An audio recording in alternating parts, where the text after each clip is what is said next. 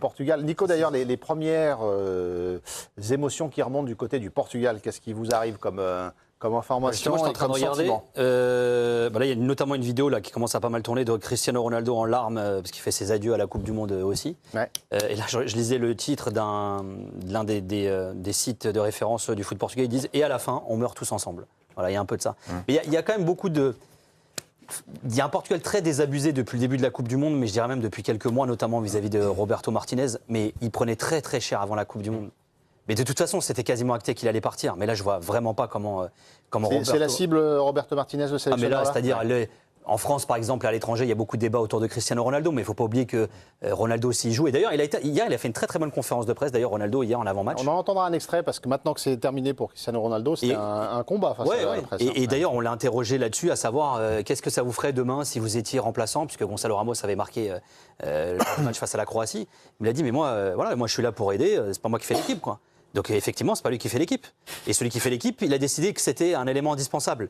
Fait une équipe pour jouer autour de lui, alors dans ce cas-là. Et c'est pas ce qu'on a vu. Donc là, il va y avoir... la Fédé va devoir gérer ça. Nico, il y a la question de l'après. Je veux bien, mais tu sais très bien que Cristiano, il n'y a aucun monde où c'est possible qu'il aille sur le banc et qu'il dise c'est le coach, je respecte. C'est impossible, en fait. C'est-à-dire qu'à partir du moment où il est dans le groupe... Fernando Santos l'avait sorti la dernière Coupe du Monde. Oui, mais il avait sorti... C'était pas du tout le sens de la relation depuis son retour. Mais Dave, moi je suis pas sélectionneur et je pense qu'il a les compétences pour le faire. Qu'il le mette titulaire, moi ça je l'ai toujours dit. Ouais. Pourquoi pas? Mais après ton rôle c'est de sentir le match, de voir ce qui se passe. Quand tu vois que ça prend pas, et le pire, c'est que déjà qu'il commençait à y avoir des débats, voire des sondages au Portugal de Gonzalo Ramos devrait être titulaire. Alors avec une attaque à deux ou pas avec Ronaldo, mais là tu le fais même pas rentrer sur un match comme ça. En gros il s'est dit, on va aller au tir au but, Diogo Costa il est sur un nuage, il va gagner la séance de tir au but. Enfin, moi je trouve ça fou. Enfin, bref. Je suis d'accord avec ça, mais on n'est pas surpris que ça se passe comme ça, la gestion.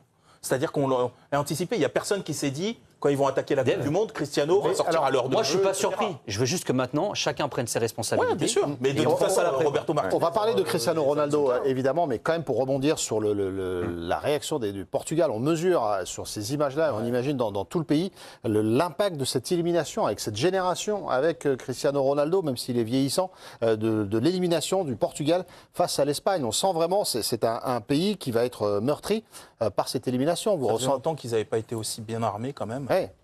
En plus, ils avaient gagné la Ligue des Nations. Alors bien sûr, c'est jamais tout à fait la même intensité, la même exigence et la même urgence. Mais quand même, ils l'avaient gagné en sortant l'Allemagne, en battant l'Espagne en finale. Ouais. Voilà, l'Espagne qu'on pensait invincible. Puis tu sors. Hein? Au pénalty. Au pénalty, bien sûr. Mais il gagne un trophée, quoi. Il gagne un trophée, quoi. Il fallait résister à cette Espagne-là. Et en plus, c'était au pénalty. Là, tu sors pas. Ils avaient bien joué. Franchement, Là, tu sors pas vraiment avec les honneurs, en plus. Mais voilà, non, mais c'est-à-dire qu'il y a un effet... on n'a pas été jusqu'au bout de ce qu'on pouvait faire. Mais c'est quelque chose qui il y a un goût d'inachevé, quoi, tu vois. Est-ce que c'est pas une Coupe du Monde presque anonyme pour le Portugal? Parce que là, vous dites avec cette génération, c'est... Joao Neves, Vitinha... ça que je veux dire. Je parle de génération. Non, on parle de nom, Nuno on parle de Mendes. leur forme du moment. Ouais. C'est ça aussi qu'il faut voir, non? Oui, mais la Coupe du Monde, elle intervient après une campagne quand même qui était réussie pour les qualifs, pour... Joao Félix, il joue en Arabie Saoudite. Ronaldo, il joue à 41 ans, il joue en Arabie Saoudite. Oui, mais Bruno derrière, Fernandes. le réservoir, il est quand même énorme, Joe, non? Ouais, d'accord. Mais après, il faut prendre point par. Bruno Fernandes, moi, à chaque fois en équipe nationale, je le vois jouer. Je vois très peu de matchs de lui, mais à chaque fois que je le vois jouer, je ne vois pas le joueur dont on me parle. Neto, il est cramé. On est d'accord? Nuno Mendes, il est blessé régulièrement là, depuis ces dernières semaines. Donc, il ne peut pas donner. Donc, à force, mis bout à bout, ça commence à faire beaucoup, non? Non, mais moi, je sais pas, j'ai l'impression que. C'est un état de forme du moyen. Non, mais Joël, mais moi, je parle pas des noms, je parle de l'état de forme quand ils arrivent au mondial. Quand tu démarres la Coupe du Monde, tu as 4 champions d'Europe qui sont là. Bruno Fernandes, il vient d'être élu meilleur joueur de première ligue. Alors, qui a une fatigue. Et tout à l'heure, on donnait la stat. Vitinha qui a 1000 minutes de plus qu'un Pedri, ok. Mais il n'y a rien qui justifie la façon dont il joue. C'est-à-dire que, tu veux que je te dise... tu sais très bien que le physique... Là, tu vois bien l'équipe de France mange tout le monde parce que physiquement, ils sont prêts, quoi. Ils sont là. Mais Joe, moi, je trouve. Et tout le reste découle après. Il a un plan de jeu, il propose un truc. Moi, le sentiment que j'ai, là, c'est que Roberto Martinez, il s'est foutu de notre gueule. C'est-à-dire qu'il est venu en lui disant on a un plan de jeu. Après le match contre la Colombie, mais où ils se sont mangés une danse, il y a 0-0, c'est un miracle. Il t'explique, mais c'est exactement ce qu'il nous fallait. On avait besoin de ça pour mettre en place le style de jeu qu'on veut. Mais on veut quoi, en fait? On veut un Diogo Costa qui brille contre la Croatie et l'Espagne. Enfin voilà. Et moi, je suis désolé. Ok, ça peut être un élément explicatif, la fatigue, mais il y a des joueurs du Barça et du Real, ils ont fait 60 matchs dans la saison en face. Excuse-moi, l'Espagne, ils jouent pas comme le Portugal. Il n'y a aucune équipe dans les 16e de finale qui avait 6 peu d'identité de jeu que le Portugal. Même le Paraguay, avec leur style dégueulasse, appelez-le comme vous le voulez, c'est ce qu'on disait du Portugal en 2016, même eux, ils ont une identité. Les Portugais, ils ont des bêtes de joueurs et un mec qui sait pas quoi en faire et qui fait tout le temps les mêmes remplacements. Enfin, moi, je suis de l'autre de la Fuente, je suis dans mon fauteuil. Hein. À la 70e, il va faire ça, etc. Quoi. Enfin, je suis pas content, Bob. Non, mais c'est intéressant d'avoir votre point de vue. Il n'y a pas d'identité, je suis désolé. T'as pas le droit, avec des joueurs pareils, de jouer comme ça. Pourquoi vous allez jusqu'à dire il s'est foutu de notre gueule en parlant des fans portugais? Mais parce qu'il nous vend un style de jeu qui a jamais existé. Il a fait pareil. Mais demandez aux Belges, ça a été la même. Bah si, l'identité, c'est tout pour Ronaldo, en fait, ou quasi tout pour Ronaldo. Bah Sauf qu'il n'y a pas la même unité qu'il y a en Argentine avec Messi. C'est-à-dire que le même poste déjà. C'est-à-dire que pour les autres, pour Bruno Fernandes, machin, c'est pas quelque chose d'ancré de dire non, attends, on est là que pour Ronaldo, quoi, en fait. Tu sais quoi, la grosse différence qu'il y a entre les deux, c'est d'une, la communication de Scaloni vis-à-vis de Messi, qui dès le début de la Coupe du Monde dit, moi je vais pas vous mentir, Messi, c'est pas moi qui décide quand il joue. J'en parle avec lui, il me dit, là je joue, là je joue pas. Le fameux match, je crois que c'était contre le Cap-Vert, où il dit, Scaloni a expliqué en disant, il voulait que ses coéquipiers jouent, il a joué.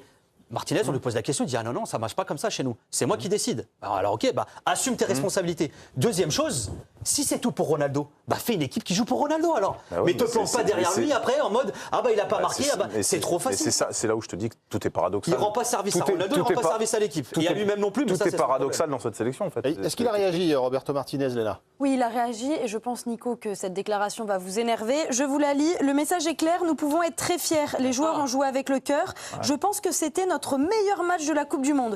Le ballon a heurté la barre transversale, il n'est pas entré. Et c'est ce qui a fait la différence dans un match très équilibré. Les joueurs méritaient les prolongations, mais c'est une source de fierté. C'est le football et nous devons l'accepter. Alors non mais moi je relativise, c'est-à-dire après on joue pas notre vie, on est passionné, moi j'adore Nico, on joue notre vie.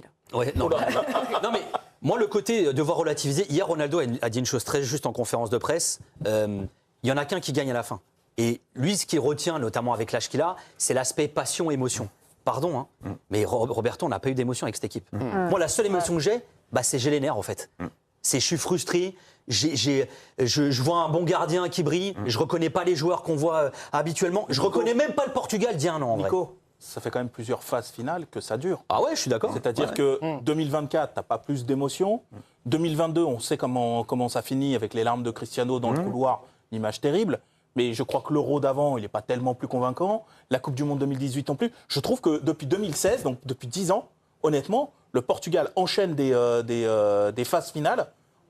Mais avec un jeu qui... Non, là, en termes de jeu, parce que 2016... Et d'ailleurs, et ça, c'est très bien d'ailleurs qu'ils aient perdu pour ça. Moi, le parallèle avec 2016... Ça, il faut arrêter. Hein. C'est-à-dire, le Portugal en 2016, ils avaient une identité qui était une base défensive qui était solide. Là, on l'a pas du tout vu. Et surtout, la grosse différence qu'il y a par rapport à 2016, c'est que t'as pas les mêmes joueurs. Et en 2016, t'avais rien gagné.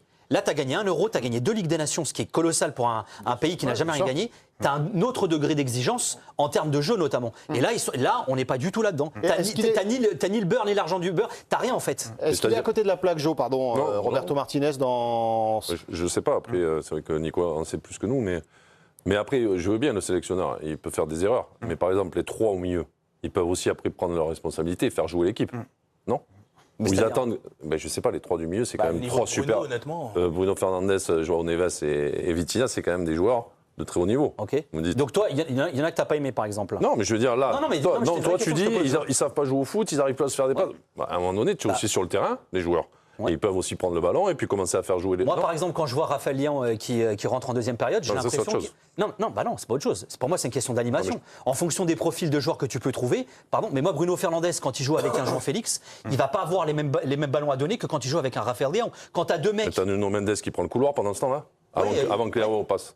Quoi, ça rentre, pardon. Donc tu peux aussi t'adapter à ce qu'il y a sur le terrain quand même, non? En fait, si tu veux, on va. Alors toi, tu en veux à ce sélectionneur. Moi, je te rejoins. C'est-à-dire qu'il fait des mauvais choix. Mais après, les mecs qui sont sur le terrain, là. Il y a de quoi faire quand même. Tu peux aussi te dire. Mais tu sais quoi, on a tous le droit de se planter, y compris Roberto Martinez.